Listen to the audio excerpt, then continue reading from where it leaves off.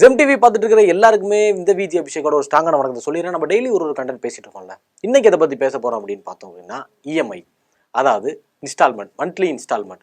இது வந்து எல்லாருமே இந்த ஒரு இதில் லாக் ஆகிருப்போம். கண்டிப்பாக யாராவது ஒருத்தராவது இஎம்ஐ கட்டாமல் இருந்திருக்கே மாட்டோம். இஎம்ஐ கட்டிக்கிட்டு தான் இருப்போம் இன்னும் வரைக்குமே.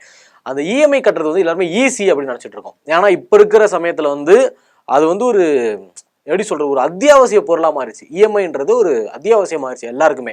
இஎம்ஐ கட்டி எடுத்துக்கலாம்டா, இஎம்ஐ கட்டி வாங்கிக்கலாம்டா அப்படின்ற மாதிரி எல்லாருமே நார்மல் ஆகிட்டோம்ல. அந்த இஎம்ஐ கட்டுறதுனால என்னென்ன பிரச்சனை வரப்போகுது, எவ்வளோ சிக்கலில் மாட்ட போகிறோம் அப்படின்றத பற்றி தான் இந்த வீடியோ நான் ஃபுல்லாக சொல்ல. இதை முழுக்க நான் சொல்ல, புஃப்டர், அதாவது வாரன் புஃப்டர் அப்படின்றவர் தான் இதை பற்றி டீட்டெயிலாக சொல்லியிருக்காரு. அவர் என்னென்ன சொல்லியிருக்காரு அப்படின்றத இந்த வீடியோவில் நான் ஃபுல்லாக சொல்ல போகிறேன். ஸோ இந்த வீடியோ ஃபுல்லாக பாருங்கள். நான் உங்கள் விஜய் அபிஷேக், இது நம்ம ஜெம் டிவி.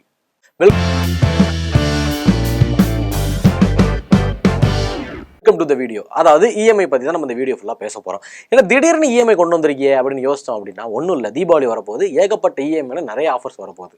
கரெக்டாக அதில் வந்து நிறைய பேர் நம்மளால நிறைய ஐடியாஸ் வச்சுருப்போம். நான் கூட ஒரு சில ஐடியாலாம் வச்சுருக்கேன். இஎம்ஐயில் அதை வாங்கிக்கலாம் அப்படின்னு சொல்லி ஒரு ஐடியா வச்சுருந்தேன். ஆனால் இதை பார்த்தோன்னு கொஞ்சம் அப்படி எனக்கு கொஞ்சம் பயம் வருது அப்படின்னே சொல்லலாம். என்ன அப்படின்னா, அதாவது வாரன் புஃப்டர் வந்து என்ன சொல்லியிருக்காரு அப்படின்னா, இஎம்ஐயை வச்சு நம்மளோட ஒரு ஒரு சுதந்திரத்தை வந்து பறிக்கிறாங்க. இது வந்து ஒரு டைப் ஆஃப் ஒரு பிஸ்னஸ், ஒரு ஸ்ட்ராட்டஜி அப்படின்னு சொல்லியிருக்காங்க. என்ன அப்படின்னா, இப்போ வந்து தீபாவளி டைம் வரப்போதில்ல, அதாவது ஃபோன்லேருந்து ஏர்பாட்ஸ்லேருந்து எல்லா கேட்ஜெட்ஸ், என் பைக்கு, காரு எல்லாத்துக்குமே வந்து இஎம்ஐ ஆஃபர் இப்போ வந்துருச்சு. ஏன் இப்போ நம்ம இஎம்ஐயில் வந்து பார்த்தோம் அப்படின்னா ஐஃபோன் 17 இப்போ லான்ச் ஆன 17க்கு வந்து கிட்டத்தட்ட 24 மாதம் வரைக்குமே இஎம்ஐ கொடுக்குறாங்க. அதாவது 2 வருஷத்துக்கு இஎம்ஐ கொடுத்து யாராவது பார்த்துருக்கீங்களா? அதாவது இப்போ 2 வருஷத்துக்கு நம்ம ஐஃபோனுக்கு வந்து கொடுக்குறாங்க. அதாவது ஐஃபோன் எவ்வளோ பெரிய ஃபோன் இல்லை, அது கொடுக்குறாங்க. கிட்டத்தட்ட நம்ம பார்த்தோம் அப்படின்னா, அதை சொன்னால் நீங்கள் உண்மையிலே ஷாக் ஆகிடுவீங்க. நம்ம இந்தியாவில் மட்டுமே 70% ஐஃபோன் வாங்குறாங்க. அதுவும் எல்லாமே இஎம்ஐயில். புரியுதா? ஒரு ஐஃபோன் அப்படின்னு எடுத்துக்கிட்டோம் அப்படின்னா யாராவது அந்த ஃபோனை யூஸ் பண்ணுறதுக்கு நீ சத்தியமாக யாருமே வாங்க மாட்டோம். ஒரே ஒரு ரீசன் என்ன அப்படின்னா, ஒரு பந்தா காட்டணும். தான் ஸ்டைல் அப்படி பார்க்கல வச்சுக்கிட்டாங்க. நான் பந்தானோன்னு அப்படியே வச்சுக்கிட்டேன். நான் பந்தா காட்டுறதுக்காக ஒரு ஐஃபோனே நம்ம வாங்குவோம் இல்லையா? நானுமே அந்த மாதிரி ஒரு கேஸ் தான். ஏதாவது ஒரு இடத்துல வெளில போகிறோம் அப்படின்னா, இப்போ வந்து ஒரு சத்தன் ஒரு பிளேஸுக்கு போகிறோம் அப்படின்னா எல்லார் கையிலையுமே இப்போ ஒரு ஐஃபோன் இருக்குது. டோட்டலாக எல்லார் கையிலுமே ஐஃபோன் வச்சுருக்காங்க. ஸோ அந்த இடத்துல நம்ம வந்து ஆண்ட்ராய்டு ஃபோன் வச்சுருந்தோம் அப்படின்னா நமக்கு வந்து ஒரு மாதிரி கீழே இருக்கிற மாதிரி, அந்த மாதிரி ஒரு இன்ஃபியாரிட்டி காம்ப்ளெக்ஸ் அப்படின்னு சொல்லலாம். நான் அவங்கள்ட்ட இருக்க நம்மள்ட்ட இல்லையா அப்படின்ற மாதிரி. அதனாலே எல்லாருமே இஎம்ஐ போட்டாது இந்த ஐஃபோன் அது வாங்கிடணும் அப்படின்னு சொல்லி பிளான் பண்ணி தான் இஎம்ஐ வாங்கிட்டு இருக்காங்க. நம்ம இந்தியாவில் மட்டும் பார்த்தோம் அப்படின்னா மொத்தமாகவே ஒரு 93% வந்து 50,000 ரூபா சம்பளம் வாங்குறவங்க தான் இருக்காங்க மேஜராக. டோட்டலாகவே ஒரு நம்ம இந்தியாவில் 100% வச்சுக்கோங்களேன். அதில் வந்து 93% வந்து 50 கீழே சம்பளம் வாங்குற ஆட்கள் தான் அதிகம். மிச்சம் 7% தான் அதுக்கு மேலே வாங்குறோம்னு வச்சுக்கோங்களேன். இவங்க எல்லாருக்கிட்டையுமே, அதாவது 93% இருக்கிற ஆளுங்கள்ட்ட வந்து கிரெடிட் கார்டு அப்படின்ற ஒரு ஆப்ஷன் ஒன்று இருக்கு. கிரெடிட் கார்டு இது என்ன கார்டு அப்படின்னு பார்த்தோம்னா டெபிட் கார்டு, கிரெடிட் கார்டு அப்படின்னு 2 கார்டு இருக்கு. டெபிட் கார்டுனா நம்ம ஏடிஎம்ல பணத்தை விட்டு அப்படியே பணத்தை அப்படியே எடுப்போம். கிரெடிட் கார்டு அப்படின்றது இது வந்து கடன் வாங்குறதுக்கான ஒரு கார்டு. அதாவது நம்ம வந்து எல்லாருமே என்ன நினைச்சிட்டு இருக்காங்க அப்படின்னா, இது வந்து one of the easy way to buy anything அப்படின்னு சொல்லி யோசிச்சுட்டு இருக்காங்க. அதாவது இப்போ ஒரு கடைக்கு நம்ம போறோம் அப்படின்னா நம்ம அப்படியே கிரெடிட் கார்டை கொடுத்துட்டோம் அப்படின்னா அது கடன் வாங்குற மாதிரி தான். அப்படியே உள்ள விட்டு எடுத்துட்டோம் அப்படின்னா என்ன நீங்க வாங்கிக்கலாம். ஆனால் அதுக்கப்புறம் நீங்க மந்த்ல வந்து அதுக்கான பில்லை வந்து பே பண்ணணும். ஓகேவா? அந்த மந்த் ஓகே, இந்த டைமிங்ல வந்து நமக்கு எல்லாமே கிடைச்சிருது, அந்த இடத்துல நம்ம வாங்கிடுறோம் அப்படின்னு சொல்லி நம்ம ஒரு ஐடியா, ஒன் ஆஃப் த திங்கிங்ல நம்ம யோசிச்சுட்டு இருக்கோம். கிரெடிட் கார்டு கொடுத்து வாங்கலாம், மாச கடைசியில் வந்து அதை பே பண்ணிடுவோம் அப்படின்னு.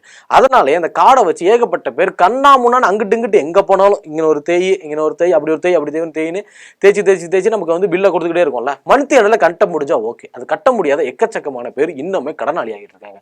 அது மட்டும் இல்லாமல் இந்த கிரெடிட் கார்டுக்கு எத்தனை % வந்து இன்ட்ரெஸ்ட் கொடுக்குறாங்க அப்படின்னு நம்ம பார்த்தோம் அப்படின்னா 38 to 45. ஒரு பொருள் வாங்குறோம் அப்படின்னா அதுக்கு வந்து 38 to 45 வரைக்குமே அவங்க வந்து இன்ட்ரெஸ்ட் போடுறாங்க. இப்போ வந்து பார்த்தோம் அப்படின்னா ஒரு 1 lakhக்கு நீ ஒரு விஷயம் வாங்குறோம் அப்படின்னா 40% அப்படின்னா 40,000.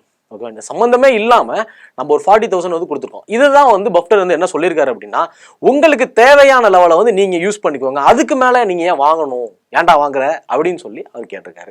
ஸோ நமக்கு தேவையானது என்ன அப்படின்றது நமக்கு தெரியும். ஸோ நம்ம இஎம்ஐயில் வாங்குறது அது எல்லாமே வந்து நம்மளோட அத்தியாவசியத்தையும் அதிகமாக வாங்குறது தான், ஒரு அத்தியாவசிய தேவைக்கும் அதிகமாக வாங்குறது அந்த இஎம்ஐல வாங்குற சில பல திங்ஸ். இப்போ நம்ம ஒரு மிடில் கிளாஸ்ல இருக்கோம் அப்படின்னா நம்ம வந்து அது வாங்கணும் இது வாங்கணும்னு ஆசைப்படுவோம். ஆனால் நம்ம அதுக்கான சேவிங்ஸ் நம்ம கிட்ட இருக்காது, அதுக்காக வாங்குறதா இஎம்ஐ. பட் ஆனால் இஎம்ஐன்ற ஆப்ஷன் வந்ததுனாலேயே சேவிங்ஸ்ன்றதை வந்து நம்ம டோட்டலாகவே மறந்துட்டோம். எத்தனை பேர் வந்து இதை இப்போ ரியலைஸ் பண்ணியிருப்பீங்க அப்படின்னு தெரியல.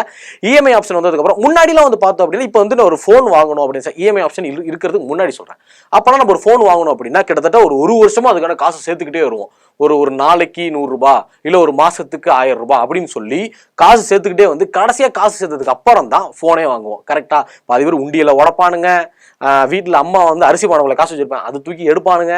அதுக்கப்புறம் பார்த்தோம் அப்படின்னா எதையாச்சும் சம்திங் ஏதாச்சும் வேலை பண்ணி சேவிங்ஸ் பண்ணி தான் நம்ம எல்லாமே பண்ணிட்டு இருந்தோம். ஆனால் இப்போ இஎம்ஐ அப்படின்ற ஒரு ஆப்ஷன் வந்ததுக்கு அப்புறம் எல்லாருமே சேவிங்ஸ்ன்றதே டோட்டலாகவே மறந்துட்டோம் இல்லையா? ஏன்னா இப்போ நாங்கள் சொல்ல நீங்கள் எல்லாமே ரியலைஸ் பண்ணி பார்த்துருப்பீங்க அப்படின்னு நினைக்கிறேன். சேவிங்ஸ்ன்றது டோட்டலாக மறந்து இஎம்ஐ அப்படின்ற ஒரு ஆப்ஷனுக்குள்ள போனதுனால நம்ம வந்து டோட்டலாக வந்து அதுக்கு அடிமையாயிட்டோம் அப்படின்னு சொல்லலாம். ஏன்னா இது வந்து ஒரு நோய் மாதிரி தானே. இப்போ இஎம்ஐன்றது என்னைய பொறுத்தவரை அது ஒரு நோய் தான். என்னன்னா ஒரு தொற்று நோய், அதாவது நம்மளை ஒட்டி வந்துட்டே இருக்கு. இப்போ தீபாவளி வந்துருச்சு அப்படின்னா அதுக்கு ஏதாவது ஒரு கேஜெட்ஸ் நம்ம கண்டிப்பாக வாங்கி ஆகணும் அப்படின்னு ஒரு ரூலே இருக்கு. ரூல் வந்து நம்மளா போட்டுக்கிட்ட ரூல், கவர்மெண்ட் அந்த ரூலும் போடவே கிடையாது. அந்த ரூல் என்ன அப்படின்னா, இப்போ என் பக்கத்தில் இருக்கேன் அப்படின்னா இவன்ட்ட வந்து நான் வந்து ஐஃபோன் வாங்க போறேன் அந்த தீபாவளிக்கு அப்படின்னா உடனே நமக்கு ஸ்பார்க் ஆயிடுது. ஓகே, இவன் ஐஃபோன் வாங்குறாங்க நம்ம வாங்கக்கூடாது அப்படின்னு சொல்லி அந்த ஆன ஸ்பார்க்ல தான் இஎம்ஐல பணத்தை எடுத்துருவோம். நம்மள்ட்ட காசு இல்லை, இஎம்ஐல எடுத்துக்கலாம் அப்படின்னு சொல்லி இஎம்ஐல எடுத்து ஏகப்பட்ட பேர் அதுக்கு அடிமையாயிட்டு இருக்காங்க அப்படின்னே சொல்லலாம். வந்து அந்த இஎம்ஐக்கு நம்ம என்னென்ன பண்ணணும், நம்ம ஒரு அடிமையாயிட்டு இருக்கோம் அப்படின்றதுக்கு ஒரு சரி சிறந்தான ஒரு 3 பாயிண்ட் என்ன அப்படின்னா, நம்ம வந்து இஎம்ஐ அதுல இருந்து தப்பிக்கணும் அப்படின்னா கண்டிப்பா சேவிங்ஸ் அப்படின்றது ஒன்று வேணும். அதாவது இப்போ நீ ஒன்று வாங்க போறோம் அப்படின்னா ஒரு மாசம் வந்து நான் ஒரு 30,000 சம்பாதிக்கிறோம் அப்படின்னு வச்சுக்கோங்களேன். இப்போ வந்து நான் வந்து ஏதாச்சும் ஒன்று வாங்கணும்னு ஆசைப்படுறேன் அப்படின்றப்போ ஒரு சேவிங்ஸ் அதுக்கான எடுத்து வச்சதுக்கு அப்புறம் நம்மளோட மற்ற செலவெல்லாம் பண்ணிக்கிட்டோம் அப்படின்னா இந்த இஎம்ஐ ஆப்ஷன் கூட நம்ம கண்டிப்பா போகவே மாட்டோம். அதாவது என்ன சொல்ற தெளிவா சொல்றேன், இப்போ வந்து ஒரு பொருள் ஒன்று வாங்க போறேன் அப்படின்னா அதோட விலை வந்து இப்போ வந்து இவ்வளவு சொல்றது ஒரு 50,000 வச்சுக்கோங்க. நான் வந்து ஒரு 30,000 சம்பாதிக்கிறேன் அப்படின்னா அந்த 50,000 ரூபாய்க்கு இப்பத்துல இருந்து நான் ஒரு 10 மாசத்துல சேர்க்க போறேன் அப்படின்னா ஒரு 5,000 ரூபாய் மாசம் என்னோட 30,000 சம்பளத்துல இருந்து ஒரு 5,000 ரூபாய் தனியா சேவிங்ஸ்னு ஒதுக்கி வச்சுட்டேன் அப்படின்னா கண்டிப்பா ஒரு 10 மாசத்துல அந்த 50,000 எடுக்க முடியும். ஆனா இதுக்கு வந்து நம்ம எந்த ஒரு கடனும் வாங்க போறல. இப்போ 50,000 ரூபாய்க்கு நீங்க ஒரு பொருள் வாங்குறீங்க அப்படின்னா கண்டிப்பா இஎம்ஐ போட்டு பார்த்தோம் அப்படின்னா எப்படி ஒரு 20,000 எக்ஸ்ட்ரா இருக்கும். புரியுதா உங்களுக்கு? இப்போ நான் வந்து ரீசெண்டாக ஒரு பைக் ஒன்று எடுத்தேன். ஓகேவா? அந்த பைக்கோட காஸ்ட் வந்து 1,75,000. ஓகே, அந்த பைக்கோட காஸ்ட். ஆனால் வந்து நான் இஎம்ஐ ஆப்ஷனில் எடுத்ததுனால, அதாவது அந்த இஎம்ஐ ஆப்ஷன்லேயே சில பல டைப்ஸ் இருக்கு. அதாவது 1 month, 6 months, 3 months, 1 year, 2 year அப்படி சொல்லிட்டு நிறைய டைப்ஸ் இருக்கு. இப்போ நான் 1 இயர் ஆப்ஷன் போட்டதுனால நான் வந்து அந்த பைக் ரேட்டை விட 20,000 வந்து எக்ஸ்ட்ரா பே பண்றேன். புரியுதா உங்களுக்கு? அதான் இதோட ஸ்ட்ராட்டஜி. நம்ம இதுவே சேவிங்ஸ் பண்ணிட்டு வந்துட்டு இருந்தோம் அப்படின்னா நம்ம எக்ஸ்ட்ரா அந்த 20,000 அழுகணும்னு அவசியமே கிடையாது. புரியுதா? இதுதான். இப்போ 2வது பாயிண்ட் எடுத்துக்கிட்டோம் அப்படின்னா அந்த கிரெடிட் கார்டில் வந்து நம்ம ஈஸியா வந்து ஸ்விப் பண்ணி எடுத்துட்டு போயிடுறோம். ஆனா அதுக்கு 40% வட்டி போடுறாங்க. இதை பத்தி நம்ம யோசிச்சோம் அப்படின்னா நிறைய பேர் கிரெடிட் கார்டை யூஸ் பண்ண மாட்டாங்க. கிரெடிட் கார்டுன்றது ஒரு நல்ல ஒரு ஸ்கீம் தான். அந்த மாதிரி காசு இல்லாத டைம்ல நம்ம ஸ்விப் பண்ணிக்கிறது எல்லாமே ஓகே தான். இதுவே நம்ம வந்து கிரெடிட் கார்டில் வாங்கணும் அப்படின்னா நம்ம வந்து மந்த்லி ஒரு 50,000 வச்சு டேர்ன் ஓவர் பண்ற ஒரு ஆளா இருக்கணும். திடீர்னு இப்போ அந்த இடத்துல உனக்கு வேலை போயிருச்சு அப்படின்னா நீ வந்து கார்டை கண்டமேனிக்கு தேய்ச்சிட்டோம் அப்படின்னா அந்த மந்த் எண்டில் ஒரு மாசத்துல உனக்கு 40% போடுறாங்க அப்படின்னா நீ கட்டாம போக போக போக அது டபுள் ஆகும். அப்போ நீ இன்னுமே கடன்காரன் ஆகிட்டு தான் இருப்ப. ஸோ அதனால நான் சொல்றேன், இந்த இஎம்ஐன்றது ஒரு நல்லதுன்றதை தாண்டி ரொம்பவே அது ஈக்குவலா இல்லை, அதுக்கு மேலேயே வந்து ரொம்பவே கெட்டது அப்படின்னு தான் சொல்லலாம். ஏன்னா அதுக்கு வந்து டோட்டலாக நம்ம அடிமையாயிட்டு இருக்கோம். இப்போ எப்படி ஃபோனுக்கும் இல்லை வேற எதுக்கும் ஏதாச்சும் ஒரு விஷயத்துக்கும் நம்ம அடிக்ட் ஆகிட்டு இருக்கோம்ல, அந்த மாதிரி இஎம்ஐன்றது ஒரு அடிக்ஷனு. ஸோ அதை வந்து நீங்கள் அதுலேருந்து வெளியே வரணும் அப்படின்றத அந்த வார்னர் டஃப்டர் வந்து ஒரு மாதிரி எலாபரேட்டாக சொன்னார். அது வந்து படித்தோம் அப்படின்னா ரொம்ப ஒரு மாதிரி சைக்காலஜிக்கலாக போகுது அது. ஸோ அதை அப்படி வேணாம், உங்கள்கிட்ட வந்து நீட்டாக க்ளீனாக சொல்லிடணும் அப்படின்றதுனால இப்படி சொன்னேன். கொஞ்சம் ஓவராகவே பேசியிருப்பேன், ஆனால் பேசினதுனால உங்களுக்கு புரியும் அப்படின்றதுனால தான் இப்படி நான் பேசினேன். ஏன்னா லைட்டாக நான் கொஞ்சம் ஓட்டவாயி, அதனாலதான். சரியா? ஓகே, இஎம்ஐ பத்தி இப்ப நீங்க என்ன நினைக்கிறீங்க அப்படின்றத மறக்காம கமெண்ட் செக்ஷன் சொல்லிட்டு போங்க.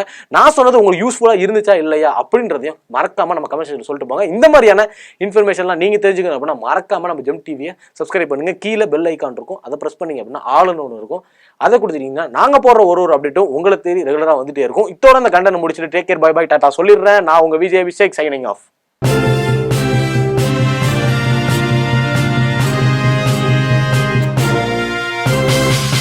உடனுக்குடன் அப்டேட் தெரிந்து கொள்ள ஜெம் டிவி தமிழ் ஆப்பை இன்ஸ்டால் செய்யவும்.